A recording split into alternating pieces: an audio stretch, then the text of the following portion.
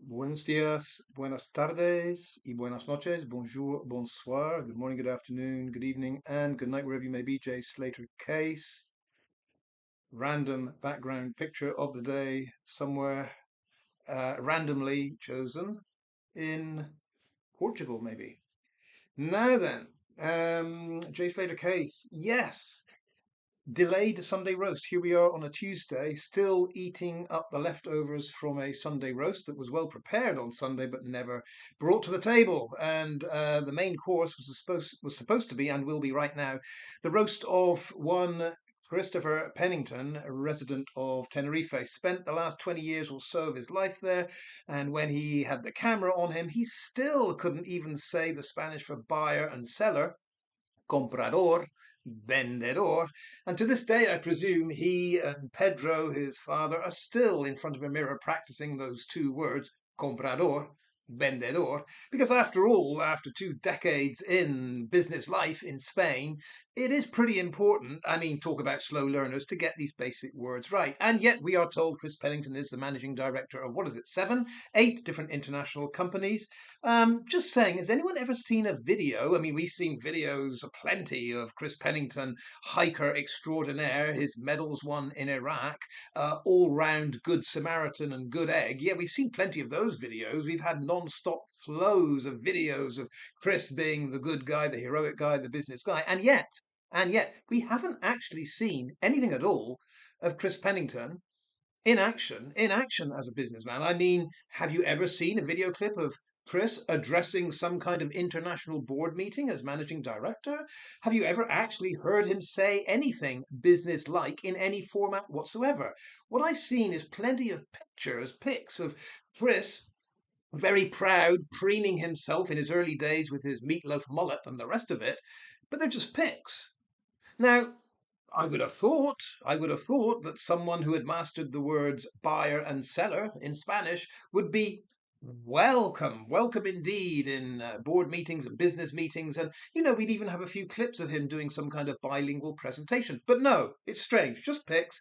There's not even actually one video of Chris, signing his name with an X in the appropriate box for any kind of contract or anything like that. The pics are always Chris next to some, we're all guessing, some big shot, medium shot, teeny weeny minor shot in Spanish business life, and we're supposed to be impressed. Oh, that is the managing director doing his thing.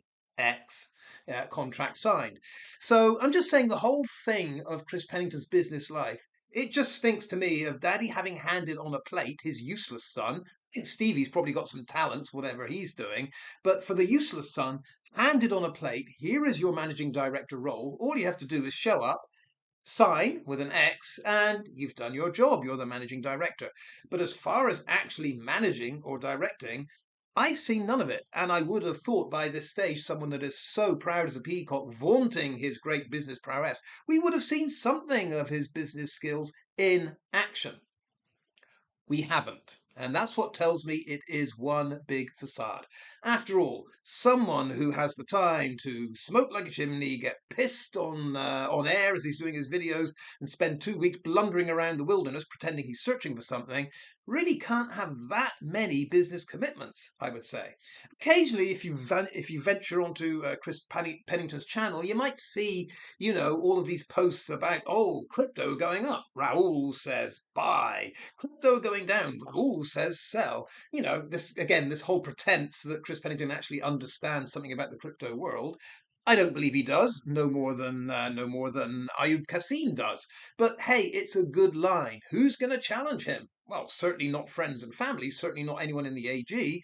But again, let's throw out the offer. So, Chris, if you want to discuss with me the ins and outs of the business world, what your key role is with all your managing directorships, I'd be happy to do that. In fact, let me reiterate that the invitation to all the Accident Group is for me to actually say nothing. I just record, you tell me whatever your perspective is on anything, in Chris Pennington's case, the business world. I'll shut up at the end of the recording, say, that's it. Thank you very much. Let's broadcast that to the world, and I'll make a few comments of my own, after the audience have heard it. I think it's a wonderful open invitation, but no one ever takes me up on that. And I think that's because the accident group in general, led by Chris Pennington, he is, in my book, the archetypal fraud, the fakester, the bogus businessman. I don't think he can actually talk business for 2 or 3 minutes. Not that makes any sense. Just like Ayub Kassim can't. Just like Ivor Lovelace can't. None of them can. And another clue about that, don't want to go off on too much of a tangent, but the other clue about that is this constant accident group boasting about how much money they are. They really are. I mean, a while ago I posted as a joke that famous Harry Enfield clip where he's that Brummie guy that keeps saying, couldn't help notice I'm considerably richer than you are. That wasn't a Brummie accent, but yeah, there we go. It's like, they just can't help noticing how considerably richer they are than everyone else. Money, yeah, money, made loads of money, yeah. Well, if that's the case, then why are you so proud and why do you have to announce it? Because in my experience, those that are very successful and have made a packet, they're very discreet about it. They've learned in the business world, it doesn't really endear yourself to rub things home. But yeah, it's an odd one. It's an odd one. We get Janie saying nonsense like, well, here's my personal trainer. I bet you couldn't afford him. Um, well, I don't know. I don't know how much does your personal trainer cost, Janie, and what does his role encapsulate exactly? I don't know. I probably could afford him, but would I want your personal trainer? I doubt it. I'm not a gym person. But this constant vaunting, oh, look at my house. Well, I've looked at it. It really is, in the, let's say, the barrio bajo, yeah, the back streets, the ghetto of Drumchapel, yeah. Oh, I bet it would sell for a good price, if it's a secluded crack house, yeah, maybe it would fetch a good price. I don't know, I'm just speculating. But once again, what is your point? You have a house at a superior value to one of my apartments? You could be right. But what's your point? Anyway, I digress. The point is with Chris Bennington is we have this facade of businessman and there's nothing there. It's a total shell, rather like I would suggest his companies are. Total shell, there's nothing there. And that's why he needs to be called out, because what we find with Chris Pennington is it's pretense, pretense, pretense, pretense. And I'm beginning to think that in his mind, his role in the whole Jay Slater affair is to make himself look something heroic and grander than he really is. And that's it. I think he's been taken along for the ride. I think Luggy has masterminded everything. The number of times we hear Chris saying, well, Luggy did this, Luggy said that, Luggy had the plan and I just followed. Yeah, Chris Pennington is a follower.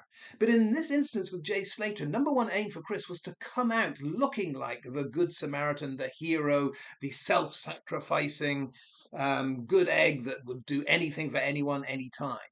The opposite, I believe, is true, but this was a very vain attempt in order to convince the world that Chris was something that he is not. That's just my take.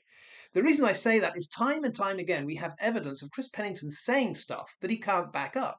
But he knows it sounds good. He knows it gets an audience. It gets attention. It gets people on his side.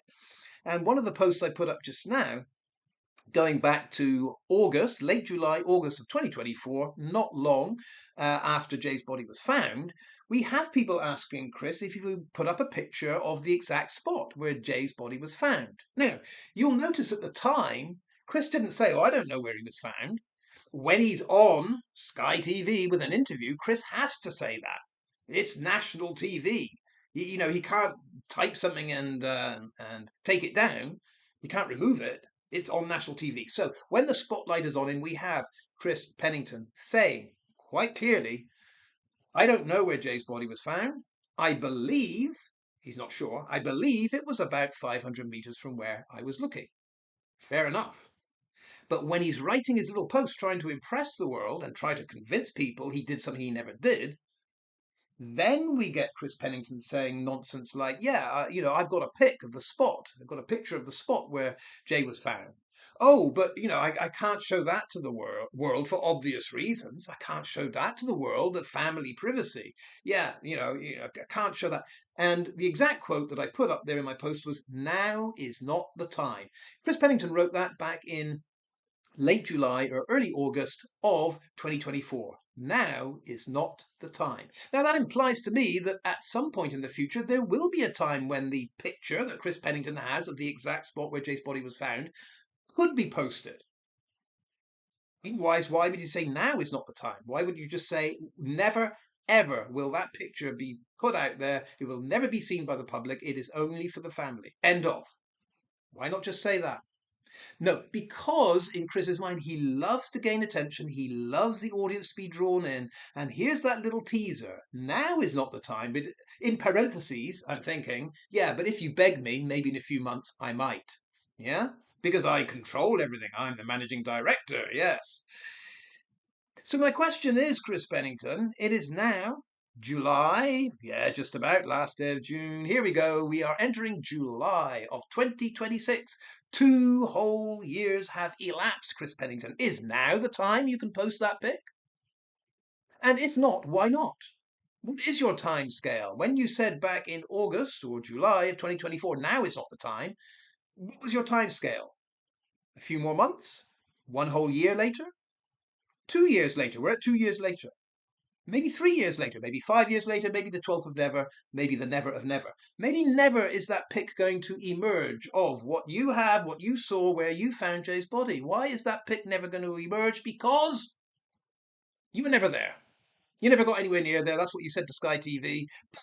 At the time, you lied. You loved the attention. You loved your audience. You loved, yeah, I have a pic. Oh, it's my secret. It's my secret. Might tell you, might show you my secret later on. Yeah, this is the infantile mentality of the total fraudster, the charlatan, the hypocrite that is one Chris Pennington and his father, Pedro Pennington. Because if Peter, the dear father, had spoken, if he had spoken has he spoken to his dear child and said, just tell me the truth, Chris. What the hell's going on? Why are you involved in this? If that conversation had happened, father to son, son to father, then without a doubt, Peter could come forward and say, hey, listen, guys, my kid's a bit of a braggart. He says things that he hasn't actually done, that he doesn't actually mean. And the truth is, da, da, da, da. In that case, we'd all put our hands up in the air and say, we get it. Yeah, we get it. You got the braggart son. Yeah, he's done this, he's done that. And it's not really your fault. And it's not really the kid's fault. It's just how he is. But instead, from the father, we get this non-stop, oh, my son's a hero. Yeah, he did everything he said he did. Back off him. Yeah, remember that infamous walk along the Queen's Anne beach from Pedro Pennington. Yeah, all of you trolls hiding behind your VPNs. Oh, you can't hide forever. We're going to be finding you. The one and only video. After that failure, Peter Pennington just disappeared from YouTube world. Looks like we found you, Peter. Yeah, you were on the hunt for all the trolls hiding behind your VPNs. Hey, I've got news for you, Peter. I don't have a VPN. Never used one. Can't imagine I ever will. I'm here, Peter. Come find me. All your trolls hiding behind your VPN. Yeah, we're still here, Peter. Where are you? Where are you, by the way? Where's your latest video? Oh, got nothing to say. Cat's got your tongue, has it, Peter? Well, shame cat's got your tongue, Peter, because if you actually spoke to your son, we'd get the truth here. And the truth isn't, I'm just saying it, the truth isn't that your kid, Chris Pennington's got a picture of where Jay's body was found. He said that, he implied it, he said it for attention, and it's a lie. And my point is, Peter, if your son is prepared to lie about where the body was found, then I would say he's prepared to lie about anything and everything connected with this case. Everything and anything. It makes perfect sense. Now let's turn to the actual post where our Good Samaritan, I'm only doing this to help the family, Chris Pennington, was actually up to. What was he up to? Because we know there's this other side of Chris Pennington, yeah? Not only is he searcher extraordinaire, yeah, falling on his ever-expanding fat ass and pretending that he's going down to the gates of hell in the V-notch, not only is he that person, he's also the person that bugs the hell out of anyone that's having a live and they mention the words Johnny Vegas. Why? Why would the kind-hearted Good Samaritan searcher have any concerns about who the hell Johnny Vegas is, or who the hell Mark Williams Thomas is? What's it to him? Mark Williams Thomas does his investigation. He goes along the path that I suggested everyone go along, and that is find out what happened to Jay Slater. What's wrong, Chris Pennington, with Mark Williams Thomas doing that? How does it impinge on your search efforts? I don't see Mark Williams Thomas standing in the middle of the gates of hell saying, you can't come down here searching because I'm here trying to figure out who did what in the background. He is not. Mark Williams Thomas at no point is doing anything to stop you from searching. And yet, Chris Pennington, you were so put out by this investigator arriving on the scene that you had a meltdown. Let's turn to that meltdown, shall we? I have posted it so you can read it at your leisure. And it starts off, well, it's this infamous conversation with poor Francesca. Francesca, who felt quite startled and I would say afraid. She didn't welcome this conversation at all. But here's bully boy Chris Pennington barging in on a live, and the message reads, Francesca, I don't need help. Johnny was on the line tonight. I listened to him. He understands me, and now I know we're both being played and I've got a game. Now let's pause there. It's interesting that Chris's first line is Francesca, I don't need help. If I skip to the very end of the message, as one follower pointed out, he concludes his message with, I can see, I know I'm correct, 100% proper, but I can bury this mother effer detective, help me. So the last two words that Chris Pennington says to Francesca are help me. The first words he says is I don't need help. Now, here is an indication. You don't have to be a language analyst to figure this out. Here is someone who is very, very confused. You know, it is the braggart. It is the poseur. It is the total fraudster, charlatan that starts off with, I don't need help. Yeah. And we can hear in Chris's voice that same boastful arrogance that came out in that live with Mia when he said, I'm not here to answer any questions. I'm not here to ask any questions. And as one person on that panel said, then what the hell are you here for? No, I don't need help, says Chris Pennington. And at the end, help me. This is someone whose brains have become addled over something or other, and I think it's connected with the whole Johnny Vegas and the investigation that would pick up something that Chris or his family are involved in. Otherwise, why would he have any concerns whatsoever? Makes no sense. But anyway, let me read it through. Francesca, I don't need help. Johnny was on the line tonight. I listened to him. He understands me, and now I know we're both being played, and I've got a game. Okay, Chris has got a game. You know what? I would have thought in the desire to find Jay Slater or Jay Slater's body, there wouldn't really be much time for games. But not in Chris Pennington's world, not in Peter Pennington's world, not in Ivy Lovelace's world, sorry. In their worlds, there's plenty of time for games. Why? Because the search for Jay Slater was never serious. It's that simple. It's all a game to them. And certainly this is Chris Pennington saying, yeah, I've got a game. He says, I want to play of my own.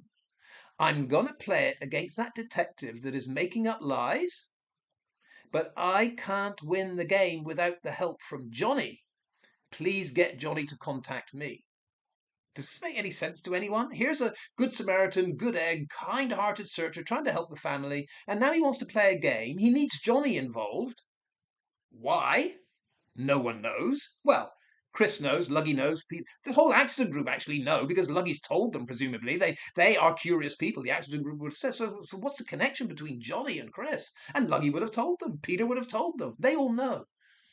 But remember, the game of the accident group is not to help figure out what happened to Jay. The game of the accident group, they're all playing a game too, is to watch us as we plod through how to figure out what happened to Jay. To them, that's their game. They love it. Otherwise, they would just tell us. But here we go. What is the connection between Johnny and Chris? We don't know. But we know it's a game. And we know it's a game that Chris thinks he can win with the help of Johnny. Yeah, please get Johnny to contact me. I need him to contact me. I will go and see him anywhere in the world. It is that urgent. Let me repeat that. I need him to contact me. This is not a desire. This is not a wish. No wish list. This is a need. Yeah? This is something urgent. I need him to contact me. I will go and see him anywhere in the world. Wow. This is almost life and death, or business life and death, I would say. Whoever Chris Pennington thought Johnny Vegas was, is a person that could, I believe, save his livelihood, as Chris Pennington has the fear, that horrific troublesome fear that an investigative journalist or investigator, whatever you want to call Mark Williams Thomas, is about to go down the path of finding out what happened to Jay and why. That must be avoided, and that is why the attention is always on the search, search, search. Beck's Law, let's sign Debbie Duncan up for a hiking group. Focus on the search. Has Alice saying, oh, I guess the foul play group would never have joined a hiking group. You've still not answered that one, Kaz. I said, no, we wouldn't. I can only speak for myself. I would not, Kaz. What is wrong, I asked you, Kaz, with my approach of not joining a hiking group of focusing on the search, but asking, telling, demanding the friends of Jay to come forward with the truth so we can figure out what happened to Jay. Figure out what happened to Jay and why, and you figure out why he ended up where he did. What is wrong with that detective approach? All of the detectives, Kaz Alice, agree with that approach. Mark Williams Thomas said from day one, this in the UK would have been declared an incident, the crime scene sealed off, the investigation begun. It didn't happen. But my question to you, Kaz, is what is wrong with that approach? Why is it necessarily the approach that this must be a missing person and we can only treat it as a missing person? Why are you convinced, Kaz, that is the only correct approach to take? You have never answered that question. None of the accident group ever have. They refuse to explain why keeping the search as a missing person search and not investigating what happened to Jay is the right course. They've never explained that, and they never will. Let me finish this off. Yeah, so Chris Pennington needs to contact Johnny. I will go and see him anywhere in the world. I will sit with him face to face. He can see my eyes. He can see the will. He can see. Is he will know? This is where I think the second bottle of Henny is kicking in for Chris here. He can see my eyes. I can see. Is he will know? I'm correct. I think we get the idea.